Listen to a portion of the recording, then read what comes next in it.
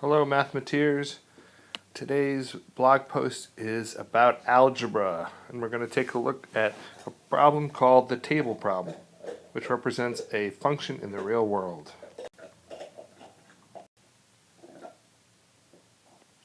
Let's imagine, for the sake of argument, that you decided you were going out to eat at Tapper's Diner because the food is great and the owner is a wonderful guy.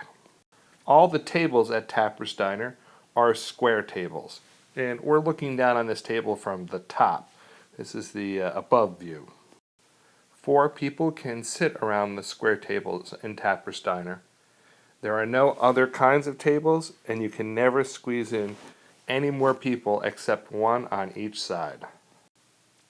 What happens, though, if 2 more people arrive and want to eat dinner with you?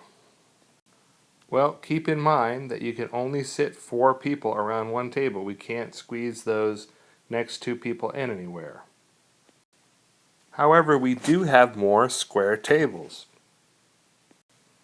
We could put those extra 2 people at a table by themselves, but in our restaurant, everybody wants to eat together, mostly because the atmosphere is so fantastic.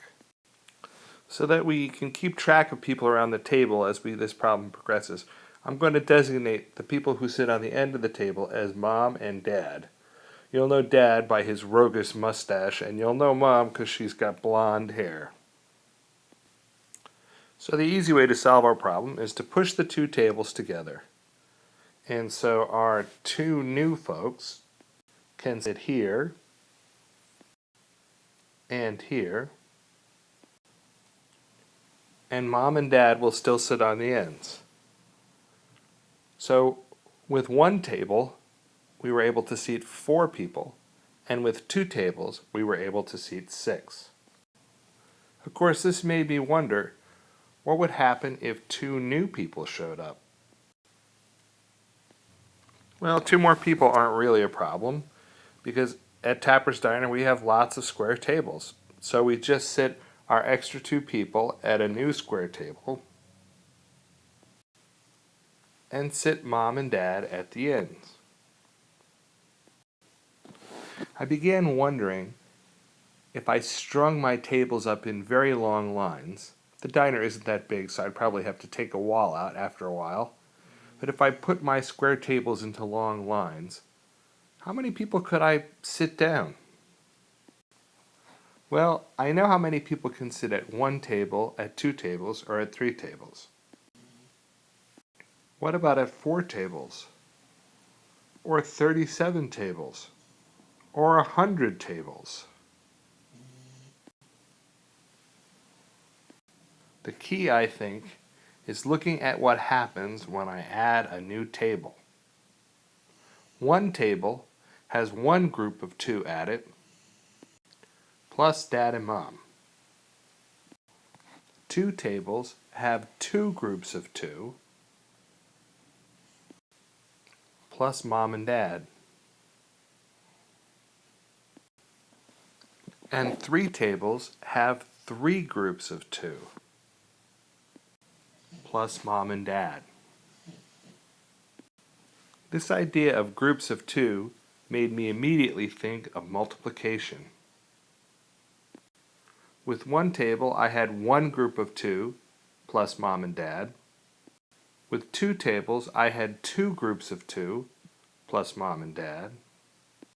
And with 3 tables, I had 3 groups of 2, plus Mom and Dad.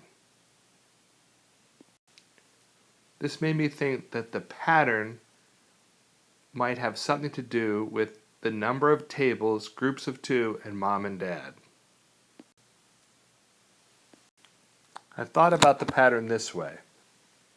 The number of people was going to be the number of tables times 2, with 2 people at each table, plus Mom and Dad on the end. If I let T represent tables, and I let P represent people, I end up with the equation people equals tables times 2 plus 2. That plus 2 part are mom and dad at the end. I could have written it plus 1, but it's more efficient to write plus 2. And actually, a better form of this equation is to write it the way we usually see it in algebra. P equals 2t plus 2. Let's check out this equation and see if it works for what we already know about tables and people. I'm going to add that table we used from earlier, and I'm going to abbreviate tables as T and people as P. So we know that when there's one table, there's 4 people around it. Let's see if our equation will verify that. I've substituted 4 in for the people, and I've substituted 1 in for the tables, and 2 times 1 is 2, and 2 plus 2 is 4, and that particular version of our equation checks out. Let's try it for 2 tables and 6 people. Once again, I substitute 6 in for the number of people and 2 in for the number of tables. I just put the 6 in wherever there's a P and put the 2 in wherever there's a T. And I notice that 2 times 2 is 4, plus 2 is 6. So that one checks out. Let's try the last one. We plug in 8 for the number of people, and we plug in 3 for the number of tables. 2 times 3 is 6, plus 2 is 8, and it looks like our formula is working pretty well. What about our questions earlier? What about 37 tables? Well, we don't know what the number of people around those tables are, but we can fill in 37 for tables, and this is what our equation looks like. 2 times 37 plus 2 equals the number of people. We substitute in, we find that 2 times 37 is 74. We add 2 more, and we end up with 76. Let's look at why this answer actually makes sense, even if we were to draw a model of it. Imagine that all 37 tables were put in a long line. I'm not going to draw all the individual little lines because it would take too long, but let's imagine that all those 37 tables were put into a long line together. On this side of the table, there would be 37 people sitting, and on this side of the table, there would be 37 people sitting. And on the ends are mom and dad. And that gives us our extra plus 2. What about 100 tables?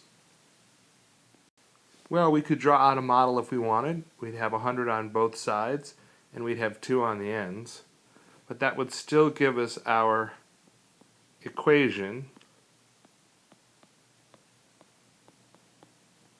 and that would lead us to the answer 202.